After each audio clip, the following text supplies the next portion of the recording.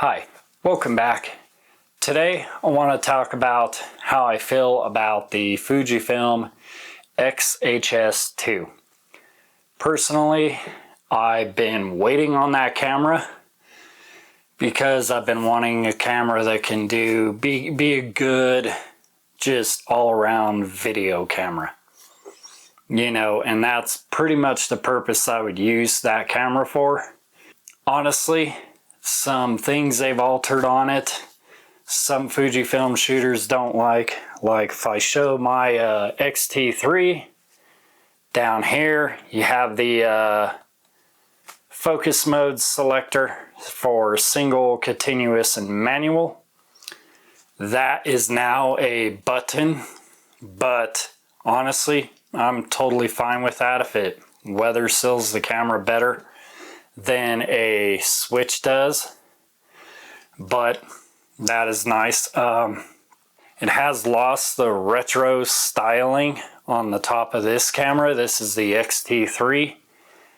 It still has this sync here for a flash trigger or triggering. It obviously, the on-off is a little different. It does have a display on it, kind of almost resembles my Nikon Z6 II actually. The body is a little bit bigger, fully articulating screen, but the things that I like about it most is that it actually shoots 422 ProRes internal, and it also, out the full-size HDMI jack that it has, it can output RAW, 12-bit RAW for ProRes RAW or Blackmagic RAW.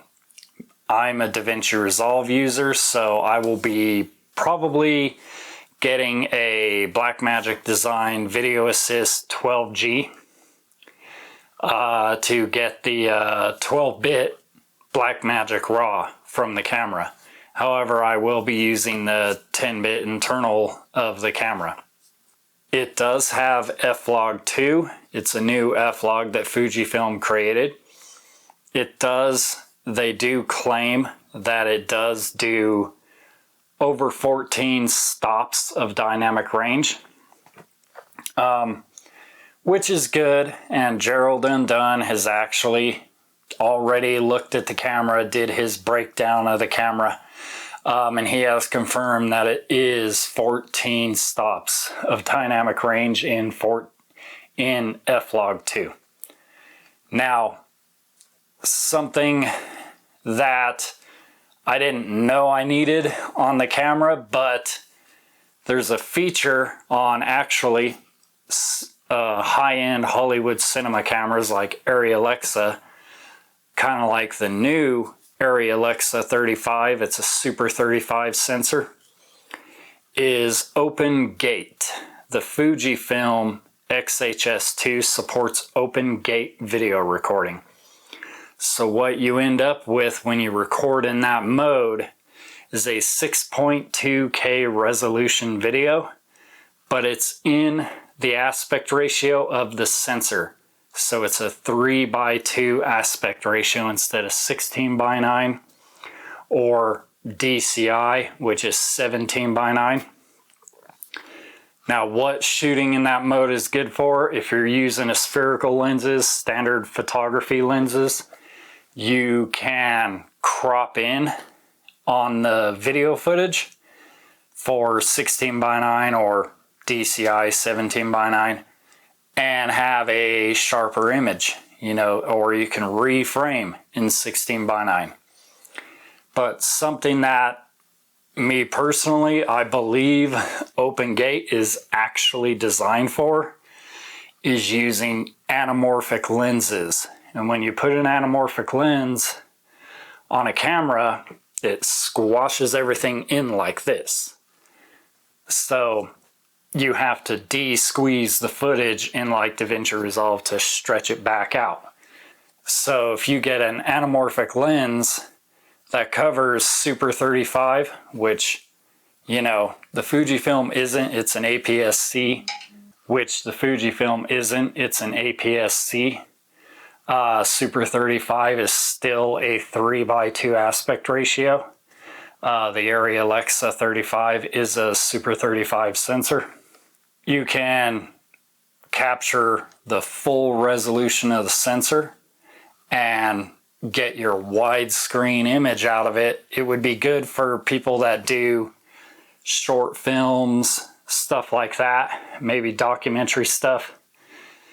But anamorphic lenses are usually manually focused, but I personally, that is the one killer feature that the camera supports. I'm honestly a little curious if Nikon will add an open gate feature to the Z9, which will also be a 3:2 aspect ratio, but on a full frame sensor.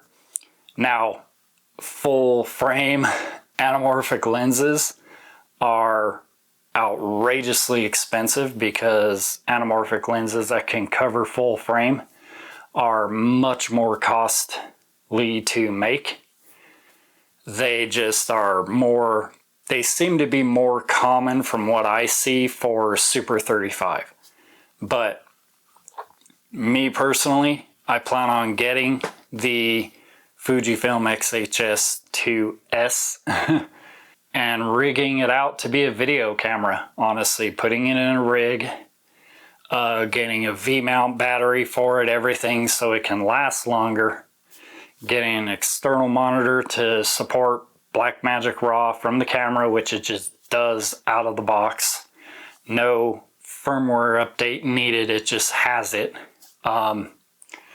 Because I've been waiting to see what Fuji's announcement is with this camera, or just any of the XH2 bodies, because it was either going to be a Nikon Z9 for me or a Fuji. Now, I honestly will probably continue using my Nikon for photography and get the Fujifilm XH2s for specifically professional video work. With the stacked sensor, there's almost no rolling shutter, unless of course you put it in F-Log2, which it has a little bit of rolling shutter because the F-Log2 is taking a 14-bit readout off of the sensor. But, you know, it looks to be a very good camera. A lot of people are saying $2,500 is a little too much for an APS-C sensor camera. But honestly, you get what you pay for, and honestly, the camera is definitely geared as a video camera and meant to be used as, you know, an entry-level cinema camera. But I do see a trend happening with Nikon and Fuji, just throwing everything into their newer mirrorless cameras because they don't make cinema cameras. And I honestly hope that Nikon and Fuji never make cinema cameras, because then they'll be like Sony and Canon and they'll cripple their hybrid cameras for video shooters to force you to step up into their cinema line. Some people may not like that, but honestly, I just feel, you know, that the Z9 and the XH2 honestly are currently, in my honest opinion, the best hybrid cameras out there. Now, the autofocus on the XH2s, I've seen like Taylor Jackson, you know, he showed it essentially keeping up with a Nikon Z9 and honestly doing a little bit better than a Canon R6. I'll have to get it in my hands to actually know whether or not that is the case. But if that is the case, it could potentially become a small carry-around photo camera also. I plan on keeping my X-T3, so, you know, I'll invest in some better lenses, but I'm honestly looking at Fuji's X-mount cinema lenses, to be honest, to pair with the XH2s.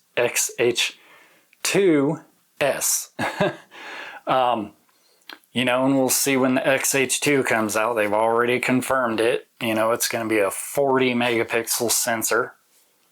Same processor, same AI driven autofocus. So we'll just have to wait and see. But what do you like about it? I personally like the open gate recording, because I knew that was a feature on a Alexa 35 $78,000 cinema camera. I knew, I like that companies like Fuji are bringing cinema camera features down to a hybrid camera. I definitely look forward to checking it out. Probably going to invest in at least one anamorphic lens to test with it. But let me know what you think. Do you hope that Fuji makes, that sensor in an XT body? It would definitely be nice if they did, just for a dedicated photo camera. But we'll see. I mean, it looks like a mini GFX 100S body-wise. But, let me know. What do you think of the new Fujifilm camera? What do you think that Nikon and Fuji are putting too much in their cameras? Or do you think they're going the right direction and just giving you everything that you need in one camera? But I'm getting to the point where I'm not liking carrying around a lot of gear. I'm personally only going to probably own maybe 3-4 lenses tops for my Nikon, all prime lenses, and use it for specific uses. And probably going to have very specific lenses on the Fuji system. But let me know.